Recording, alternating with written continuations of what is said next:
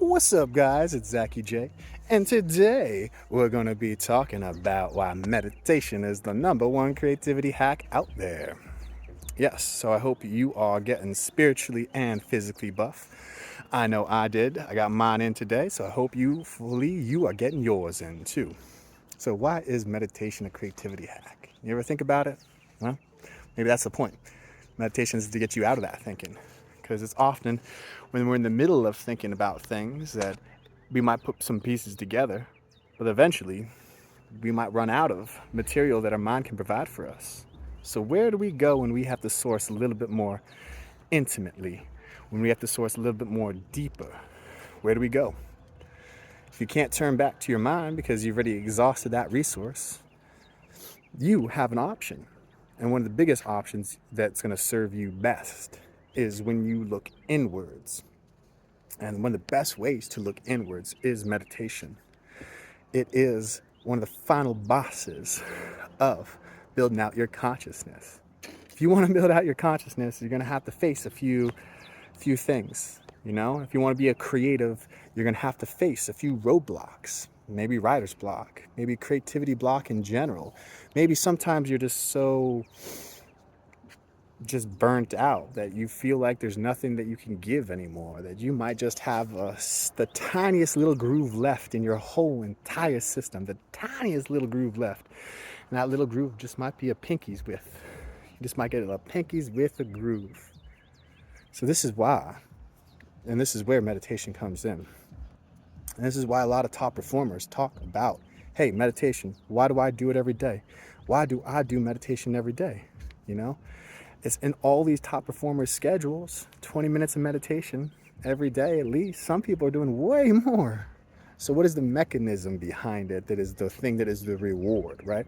What is the thing that's enabling these people to become highly prolific and capable of producing content, capable of producing valuable businesses, and capable of showing up in the world as a high value individual? Well, is it the refocusing? Is it the reorientation? Is it the rest that it gives your nervous system? Or is it the ability to deeply connect with your heart? Trick question. It's all the above. Yeah. Because when you meditate and you're able to sit with yourself comfortably and let silence be your guide, let silence help show you parts of you. It's a nice little reflection, right? When you let silence show up for you, you end up coming into contact with deeper things, deeper than the mind. Because the mind is always going to be there telling you this and that, sending you warning signs, alarm bells, dinner bells, ding, ding, ding, I'm hungry, oh, wait, that might be stress, that might be fear, let's avoid that thing. But when you sit with yourself, you get a pure signal that comes through, a pure signal that can only come through you. And it can only come through you when you're capable of listening deeply to yourself. And it's a hard thing to ask because there's so many delightful distractions out here. There's so many things you can do. There's so many things you can see. And your mind can be everywhere. Your mind could be 1,000 years into the future, mapping out new technologies that we haven't even envisioned yet. It could be thousands of years in the past, wondering how people used to build the pyramids, maybe even figuring some of that out, Or it could be right here, right in the present, right with you. And you are the treasure, because you are the treasure because you are in the present. And when you're present in your presence, that's where the magic happens. That's where creativity can truly start to flow. That's where the things that are inside you start to show up. And the things that are inside you are worth bringing to the surface. They are worth it because they're the things that only you possess. They are sometimes ideas only you can have. They are a mixture of your experiences, which are uniquely yours, the content of your thoughts and concepts, which might be shared, but also, depending on how you pass through information, might also be uniquely yours. And emotions too, which also, while we are all sharing uh, a similar palette of them, I doubt that all of them are exactly formatted the exact same way, you know? The way one person loves is not the way another person loves. And when one person gets upset is not the way another person gets upset, even if chemically the structures are releasing the same hormones. So yes, you have all these unique factors playing in that are inside of you. And just to tune into that, just to tap into it just a little bit, that is a tremendous boost. That's a tremendous boost to your creativity. So, if you are ever wondering what to do when you are in one of these creative blocks, you're in one of these writer's blocks, or you just feel like you can't produce anymore because you're a little burnt out, we've all been there. We've all been on a sprint before where we've done enough work that we realize, wait a second, I need some rest now. Well, if you want to avoid that, you have to go to a deeper place. You have to go to the deepest place possible, and that deepest place is your heart. That's where you have to speak from. That's where most people are even afraid to touch, because we're all so used to operating off of our mental models and developing frameworks for us so we can just go autopilot on our brain. But we haven't even figured out how to build our feeling models, the models that truly allow us to express ourselves. And we want to be fully expressed.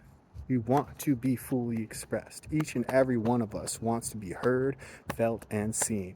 You want to be heard, felt, and seen, not by you, not just by other people, but by you, okay? By you too. You want to be heard, felt, and seen by you too. So, let's start. Let's start seeing inwardly. Let's start seeing inwardly. Let's start listening inwardly. Let's start feeling inwardly. This is what will unlock all of, if you want to be esoteric, you call them chakras, right? You want to be esoteric, go call them a chakra. Unlock those chakras. Let them flow. Let that energy flow like from one pond to the next. Let the water flow, okay? From the rock, the water must flow. It's either you do that or you look at it more mechanistically. Look, there's all this potential energy that's being used in processing, and your mind is out there just processing probably sometimes mostly anomalous information. Is also just stressful. It's just processing things that might be stressing you, and it could be processing things that bring you joy and comfort and love. It could be processing things that show up in your life as self-love. And you want to be able to feel into those spaces, because those spaces are what is empowering. That's what empowers your creativity and is the muse. The muse has always been the silence. The teacher has always been the silence. The guru has always been the silence. But then, if you're smart, you tapped into the silence and realized there was a lot more than silence there waiting for you. There was a lot more. And that was just the start. The silence was just to get you in the door. And what you did with it once you were inside, well, that is where the creativity comes flowing through. That's where the high performers have understood it innately, and they have positioned themselves so they can take advantage of it accordingly. And you are one of those people too. You know that the more you sit with yourself, the more you will understand about yourself and the world and the entire world around you. So what are you doing? What are you going to do with that? Are you going to wait to hopefully your mind can generate a new idea in order for you to continue the process? Or are you going to unblock yourself right here, right now, and sit with yourself long enough to hear what your heart is trying to tell you? Are you going to sit with yourself long enough to hear what your heart is going to try to tell you? And some of this stuff too, luckily, comes from different sources too. Lil Wayne talks about this as well.